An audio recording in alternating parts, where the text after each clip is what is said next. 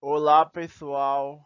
Na aula anterior, nós vimos exemplos de interação gênica. Hoje nós vamos falar da herança quantitativa e da ligação gênica. Nós vamos falar agora da herança quantitativa ou poligênica. Muitas características dos seres vivos, entre elas a altura, a massa corpórea, a cor, etc., resultam do efeito cumulativo de vários genes, cada um contribuindo com uma parcela do fenótipo, o que caracteriza um padrão de herança denominado herança quantitativa ou herança poligênica. Então, esse tipo de herança quantitativa ou poligênica acontece em alguns tipos de características, como a altura, a massa corpórea, a cor, onde os genes vão se adicionando para determinar o efeito do fenótipo dos indivíduos. Em geral, nesse tipo de herança, o ambiente também exerce forte influência na manifestação dos fenótipos. Por exemplo, a estatura na espécie humana segue a herança quantitativa. Há pessoas muito altas e outras muito baixas, mas a maioria tem estatura intermediária. Pessoas que acumulam maior número de alelos dominantes têm alturas mais altas. Entretanto, essa característica é muito influenciada pelo ambiente. Pessoas com o mesmo genótipo podem ter alturas diferentes em consequência, por exemplo, da alimentação, do grau de atividade física ou de doenças que tiveram durante a fase de crescimento. Geralmente, a herança quantitativa ela apresenta um gráfico de distribuição normal. Então, a herança quantitativa ela ocorre nesses tipos de características, né, como altura, massa corporal. Por exemplo, embora na população humana existam pessoas muito altas e muito baixas, mas a maioria das pessoas ficam na estatura intermediária. E o ambiente também influencia. Às vezes a pessoa tem os alelos para a estatura alta, mas se durante a sua fase de crescimento ela passar muita fome, não se alimentar direito, tiver doenças e outros fatores, pode afetar no crescimento dela. Aqui nessa figura, nós temos o gráfico de distribuição normal, que a herança quantitativa apresenta esse tipo de gráfico, ou seja, existem pessoas com altura abaixo da média e existem pessoas com altura acima da média, mas a maioria das pessoas possui altura intermediária, ou seja, um valor intermediário entre o mais baixo e o mais alto, né? Embora existam pessoas muito baixas e pessoas muito altas, mas a maioria das pessoas tem uma estatura intermediária, que seria a média das alturas das pessoas, né?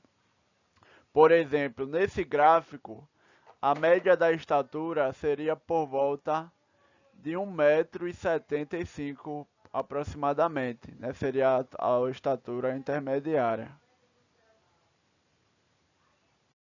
No princípio, a herança das características quantitativas trouxe muitas dificuldades aos geneticistas, e alguns imaginaram que as leis de Mendel não se aplicavam nesses casos.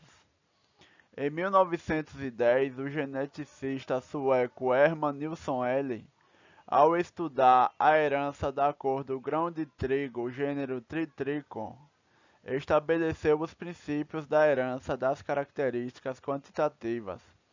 Ele mostrou que essa herança segue as leis mendelianas da segregação e que os fenótipos são condicionados por vários genes, cujos alelos têm efeito aditivo. Então, o Herman Nilsson L., um geneticista sueco, ele foi um dos primeiros a fazer estudos sobre a herança quantitativa. Nesse estudo que ele fez, ele estudou a cor do grão de trigo, onde esse trigo apresentava várias cores.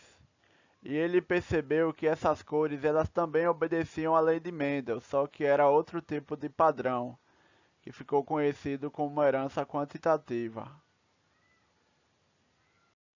Em seu experimento, Nilsson L.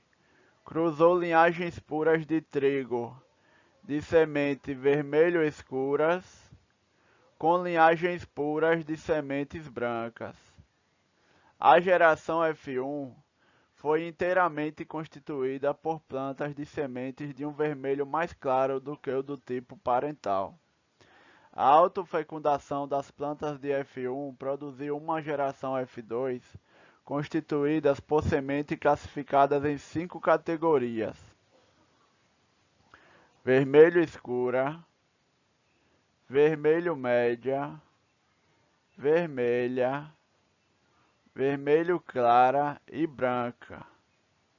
Esses diversos fenótipos ocorreram nas respectivas frações: 1 de 16, que era a vermelho escura, 4 de 16 a vermelho média, 6 de 16 a vermelha, 4 de 16 a vermelho clara e 1 de 16 a branca, proporção de 1 para 4 para 6 para 4 para 1. Nilsson L. explicou esses resultados, admitindo que a característica cor da semente em trigo é condicionada por 2 genes. Então, ela é condicionada por 2 genes, cada um com 2 alelos, que é o Azão, Azinho e o Bzão e o Bzinho, que se segregam independentemente, ou seja, localizam-se em diferentes pares de cromossomos homólogos. Cada alelo representado pela letra maiúscula contribui para a produção de pigmento vermelho, e seus efeitos se somam. Por exemplo, uma semente portadora de 4 alelos para vermelho, ou seja, Azão, Azão e Bzão, Bzão, tem coloração vermelho escura. Alelos representados por letras minúsculas não contribuem para a coloração. Portanto, uma semente com genótipo Azinho, Azinho, Bzinho, Bzinho não tem pigmento algum e é branca. Sementes portadoras de 1, 2 ou 3 alelos para pigmentação têm cores vermelho clara, vermelha e vermelho média, respectivamente. Ou seja, com os resultados que o Nilsson L. obteve no cruzamento do trigo, ele explicou esses resultados da seguinte maneira: a cor da semente do trigo é determinada por 2 alelos, com 2 genes, cada um com 2 alelos, Azão, Azinho e Bzão, Bzinho. Cada alelo dominante contribui para a cor do pigmento, né? E tem um efeito aditivo, ou seja, se o indivíduo tem os 4 alelos dominantes, ele é vermelho escuro. Se ele tem 3 alelos dominantes, ele é vermelho médio. Se ele tem 2 alelos dominantes, ele é vermelho. Se ele tem um alelo dominante, ele é vermelho claro. E se ele tem todos os alelos recessivos, ele não tem pigmentos e apresenta coloração branca. Aqui nessa figura nós vemos o cruzamento que ele fez. Ele cruzou uma planta de trigo de cor vermelho escura, que era com todos os alelos dominantes. Ele cruzou com uma planta branca, com todos os alelos recessivos. O resultado foi uma planta vermelha, dupla heterozigótica, ou seja, com 2 alelos dominantes, um Azão, Azinho e um Bzão, Bzinho. Aí ele fez essas plantas cruzarem entre si. Aí qual foi o resultado que ele obteve? ele obteve 1 de 16 com a semente vermelho escura, ou seja, com todos os alelos dominantes, né? A vermelha escura apresentava todos os alelos dominantes. Ele obteve 4 de 16 com a cor vermelho média. A vermelho média apresentava 3 alelos dominantes, que é o que a gente observa aqui, ó, 3 alelos dominantes. A planta vermelho média apresentava 3 alelos dominantes. Foi 4 de 16 indivíduos com essa característica. 6 de 16 apresentava a coloração vermelha. A coloração vermelha apresenta 2 alelos dominantes, que é essa que nós observamos aqui, ó, com 2 alelos dominantes.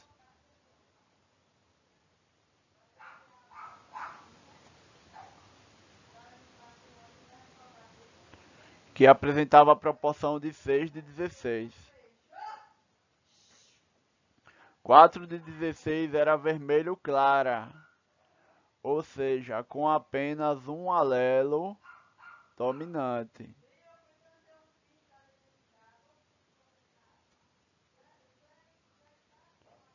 Que era 4 de 16 vermelho clara, com apenas um alelo dominante.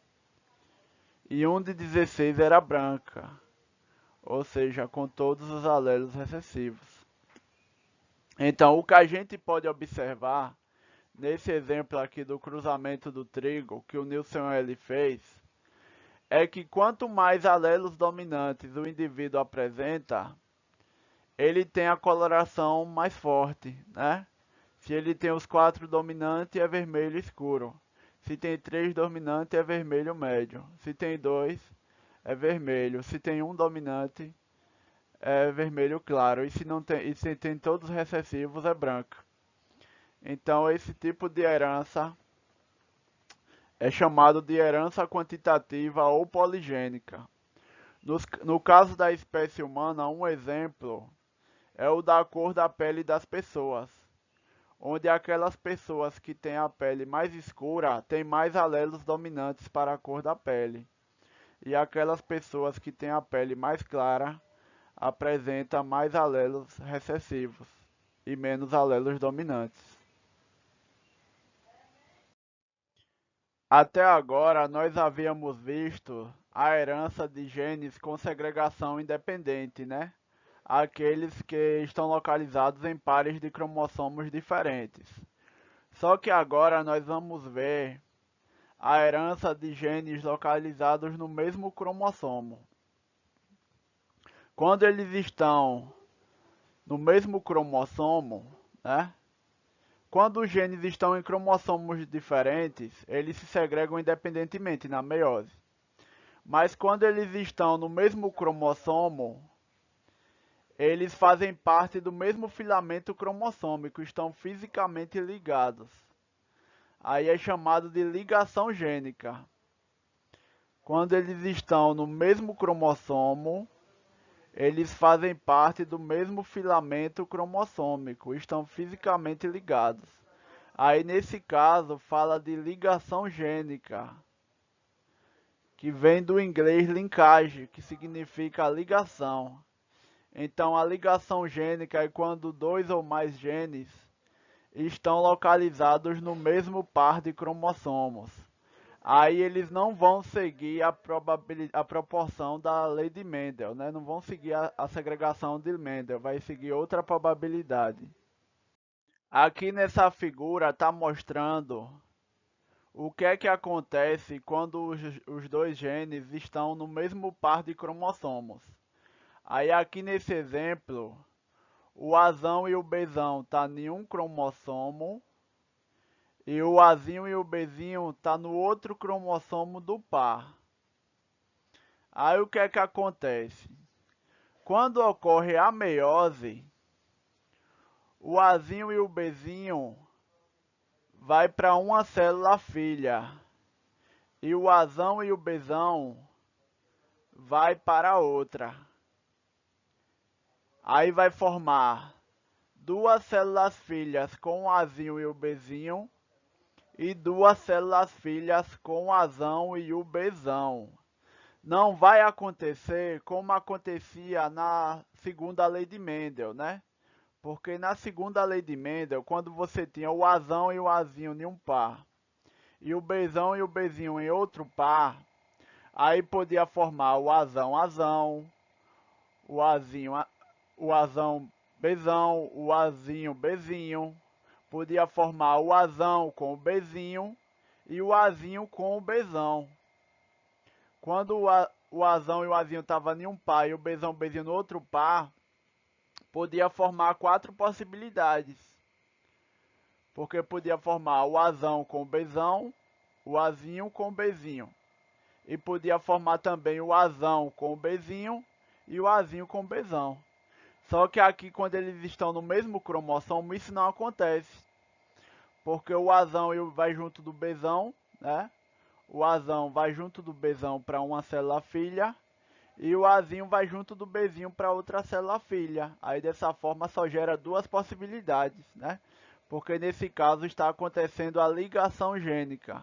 Os dois genes estão no mesmo cromossomo, aí a tendência é eles irem junto para as células filhas durante a meiose, porque é um caso de ligação gênica.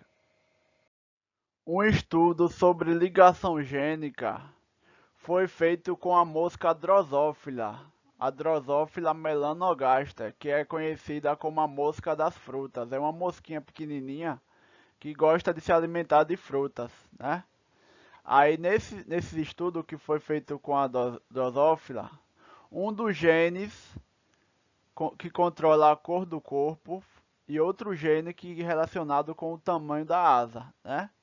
Aí no caso a cor do corpo das drosófilas encontrada na natureza é o tipo selvagem, né? Existe o tipo selvagem da cor do corpo, que é o que é encontrado na natureza, que é o cinzento amarelado, né? O cinzento amarelado é a cor do corpo selvagem, que é aquela que é encontrada na natureza.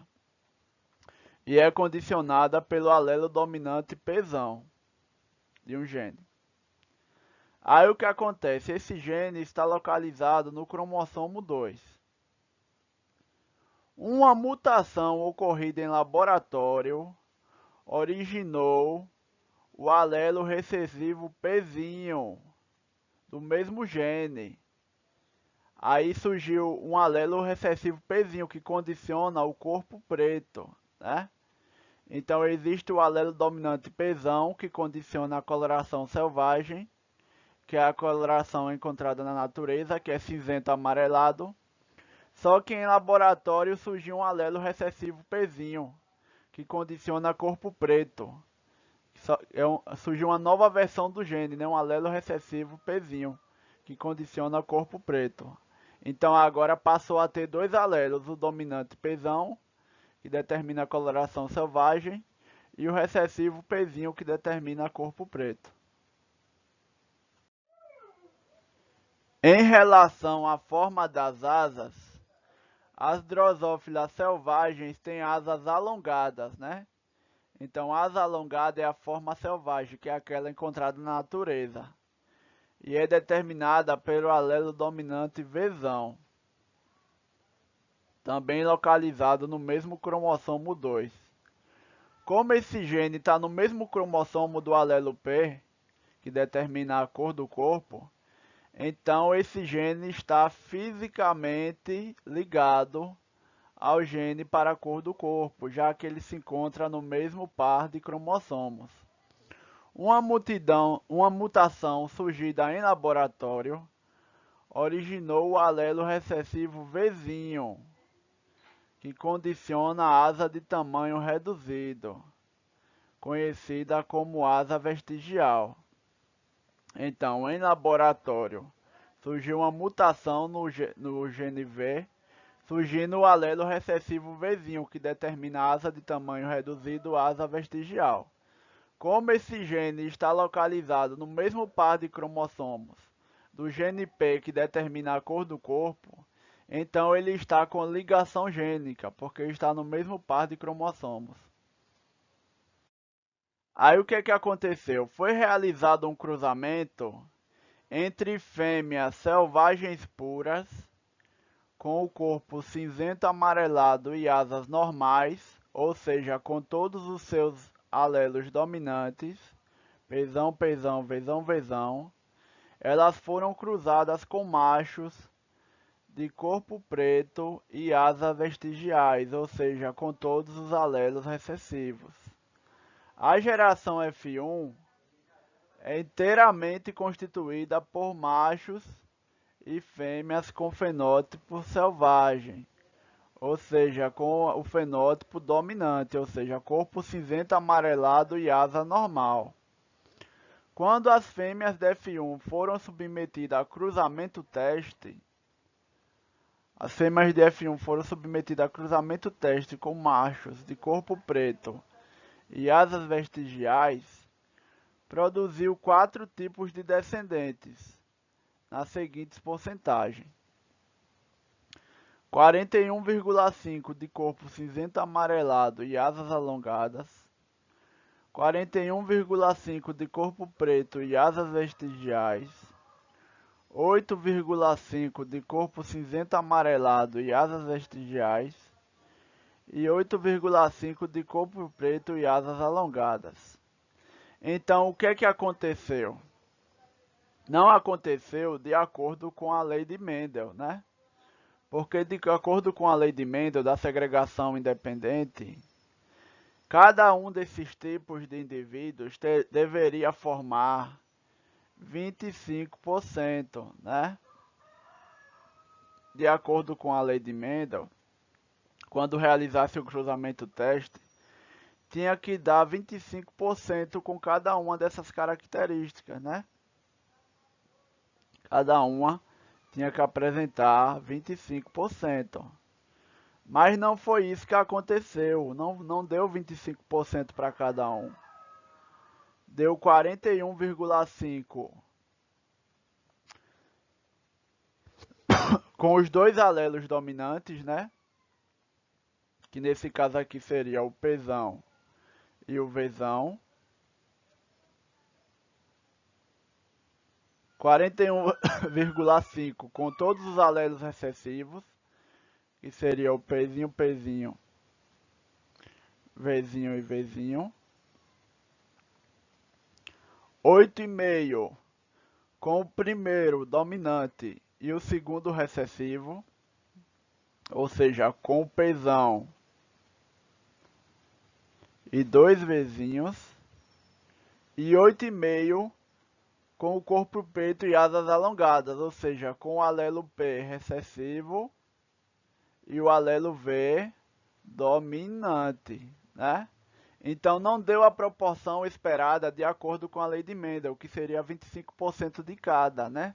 Deu diferente, deu 41,5% com os dois dominantes, 41,5% com todos os recessivos, 8,5% com o P dominante e o Vzinho recessivo, Vzinho, Vzinho, e 8,5% com o Pzinho, Pzinho recessivo e o Vzão dominante. E como é que poderia explicar esses resultados obtidos?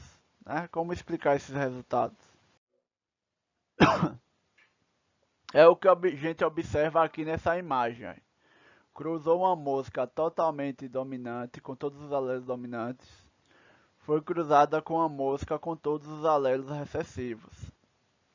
O resultado desse cruzamento foi uma mosca duplo heterozigótica, ou seja, com um alelo dominante e um recessivo de cada gene. O Pzão, Pzinho, Vzão, Vzinho. Aí o que acontece? Ela foi cruzada com a mosca de fenótipo recessivo, que é o chamado de cruzamento teste, né? Foi feito o cruzamento teste com a mosca de fenótipo recessivo. O esperado era que desse 4 tipos de indivíduos com 25% de cada, né? Um quarto de cada tipo. Mas não foi isso que aconteceu. Deu 41,5% com os dois alelos dominantes, Pzão, Pzinho, Vzão, Vzinho. 41,5% com todos os alelos recessivos, né? A mosca de corpo preto e asa vestigial. 8,5 com o pezão e 2 vezinhos, né, que é corpo cinzento amarelado e asa vestigial.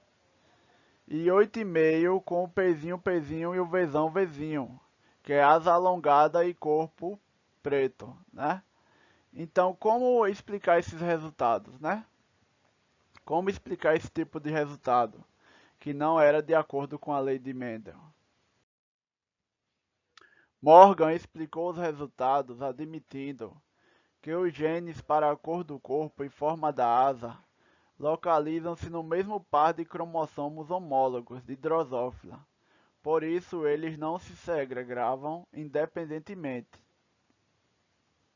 Então, para explicar esses resultados, ele admitiu que esses dois genes estão no mesmo par de cromossomos. E dessa forma, eles não se segregam de forma independente, né? E por que isso acontece? Né? Ainda existia uma questão que intrigava os geneticistas. Se os genes estão no mesmo cromossomo, por que a sua ligação não era completa? Porque eles não permaneciam totalmente juntos durante a meiose. Como explicar essa mistura entre os alelos dos genes fisicamente ligados no mesmo filamento cromossômico?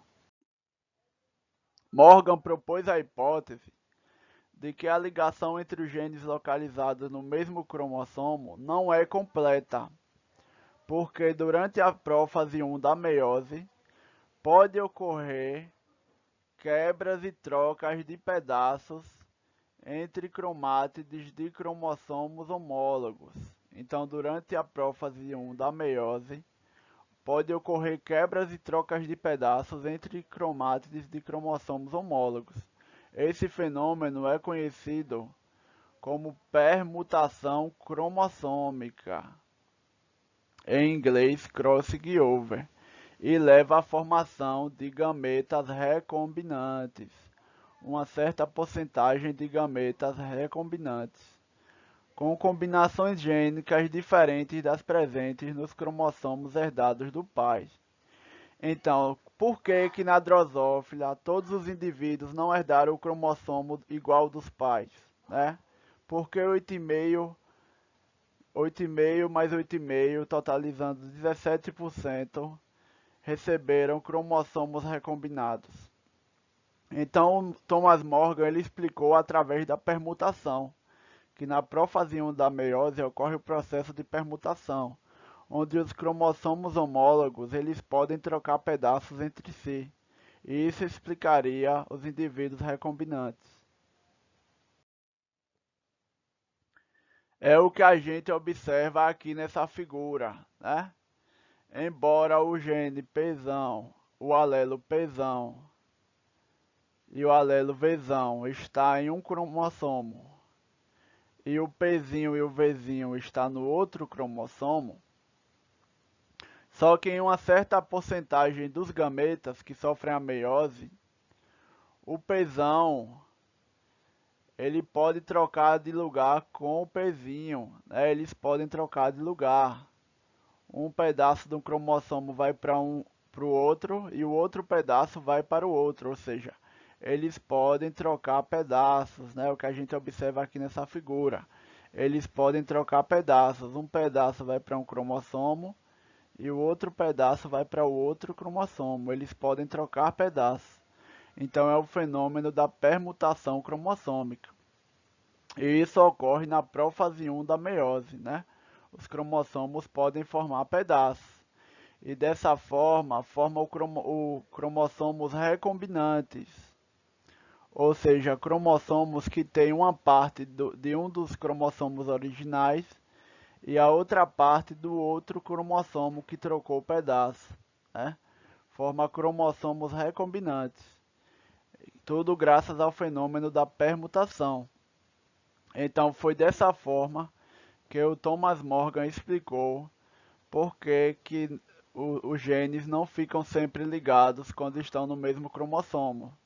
Porque existe uma certa porcentagem de células que sofrem a meiose e ocorre a permutação. E nessa permutação os cromossomos trocam pedaços, formando cromossomos recombinados.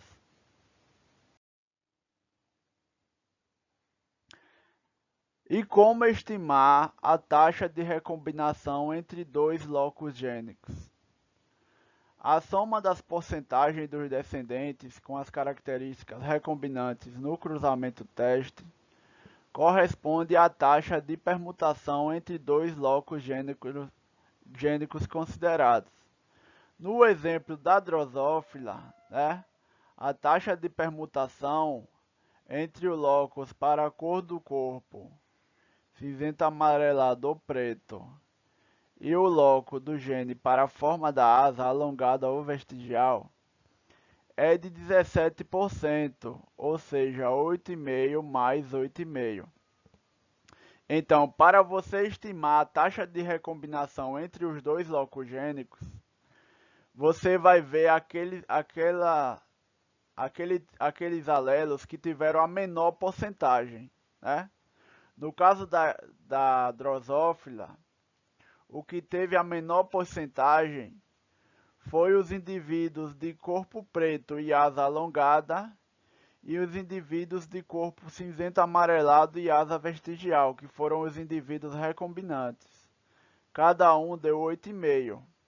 Aí você soma as porcentagens, que aí 8,5 mais 8,5 totalizando 17%. Então o recombinante geralmente é o que tem a menor porcentagem, né? Aí você soma as duas porcentagens dos recombinantes e obtém a taxa de recombinação, que nesse caso foi 8,5 mais 8,5, totalizando 17%.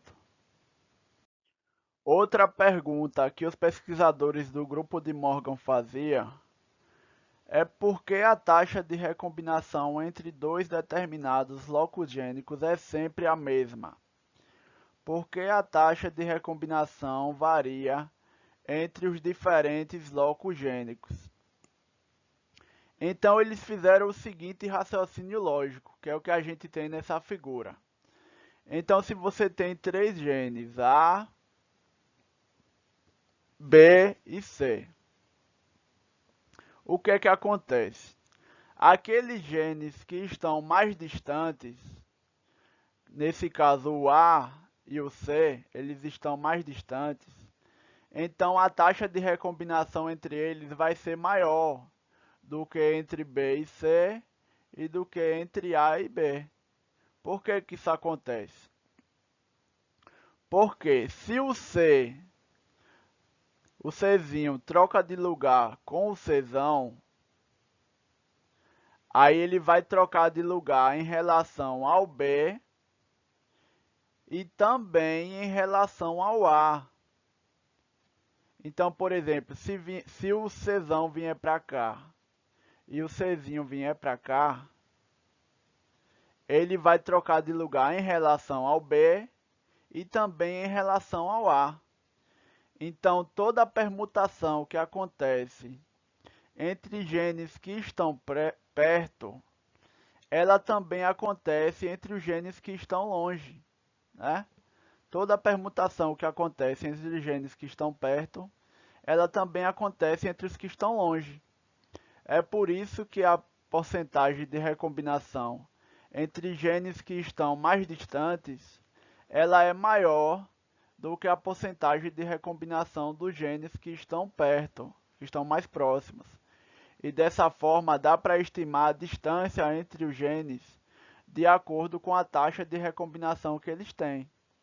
Se a taxa de recombinação for alta, significa que eles estão mais distantes. Se a taxa de recombinação for menor, significa que eles estão mais perto, e dessa forma dá para determinar a localização dos genes nos cromossomos. O Alfred Sturtevant, que estagiava no laboratório de Thomas Morgan, ele imaginou a construção de mapas gênicos, que mostrariam a distribuição dos genes ao longo do cromossomo e as distâncias relativas entre eles. Ele sugeriu que a distância entre os genes podia ser deduzida pela taxa de recombinação observada nos cruzamentos. Então, esse Alfred Sturtevant, ele propôs a criação de mapas gênicos, onde poderia posicionar nos cromossomos o local de cada gene, né, de acordo com as taxas de recombinação. Aí nesse exemplo, a taxa de recombinação entre os genes yellow e vermelho era de 32,2%. A taxa de recombinação entre o yellow e o miniature era de 35,5%. E a taxa entre o vermilion e o miniature era a que faltava. Então ele propôs a seguinte hipótese, né? Se o vermilion estivesse entre o yellow e o miniature, a taxa de recombinação entre o yellow e o miniature daria 3,3%. Agora, se o yellow estivesse entre o vermelho e o miniature, aí a taxa de recombinação entre o vermelho e o miniature ia ser de 67,7%. Por quê? Porque se o vermelho estivesse no meio entre os dois, ia dar próximo de 3,3%, pois a taxa entre o yellow e o miniature foi de 35,5%. Então, se você diminui 35,5 menos 32,2, aí você obtém 3,3%, que é esse exemplo aqui, ó, esse exemplo aqui. Agora, na outra situação, se o yellow estivesse entre o vermelho e o miniature, aí você ia ter que somar o 35,5 mais o 32,2. Aí você ia obter 67,7%. Aí, que seria essa outra possibilidade aqui, ó. Que o yellow estaria entre o vermelho e o miniature. E o que foi que ele obteve? Ele obteve uma proporção próxima de 3%, né? Como ele obteve uma proporção próxima de 3%, então ele concluiu que o vermilion estava entre o yellow e o miniature, ou seja, o miniature estaria aqui do outro lado, né? O yellow e o miniature estaria nas extremidades e o vermilion estaria entre eles, né? O miniature estaria aqui, ó, na extremidade, e o vermelho estaria entre eles. Então, dessa forma, ele propôs a construção dos mapas gênicos, que de acordo com as taxas de recombinação entre os genes presentes no mesmo cromossomo, você estimaria a posição de cada gene no cromossomo e permitiria a construção de mapa gênico. A unidade utilizada para estimar a distância entre genes no cromossomo é denominada unidade de recombinação, representada pela letra UR maiúsculo, ou centimorgan, ou morganídeo. Estas últimas são uma homenagem às importantes contribuições de Thomas Morgan à genética. Então, pessoal, o Thomas Morgan ele teve uma grande importância na genética, no estudo da ligação gênica. Então, para homenagear o Thomas Morgan, eles deram o nome da unidade de recombinação, que é a distância entre os genes no cromossomos, eles também deram o nome de centimorgan ou morganídeo, como forma de homenagear o Thomas Morgan. Uma unidade de recombinação, ou centimorgan, corresponde à taxa de 1% de recombinantes. Então, cada taxa de recombinantes é de 1%. No exemplo que a gente teve da drosófila, entre o gene para a cor do corpo e o gene para a forma da asa, a unidade de recombinação dela é 17 unidades de recombinação, ou 17 centimorgans, porque a taxa de recombinação entre esses dois genes foi de 17%. Então aí se estabeleceu as unidades dos mapas gênicos, né, para determinar a distância entre os genes no cromossomo. Então, pessoal, essa aula vai ficando por aqui. Nós vimos a herança quantitativa e a ligação gênica, Na próxima aula nós veremos os sistemas de determinação do sexo, né? Como o sexo dos indivíduos são determinados.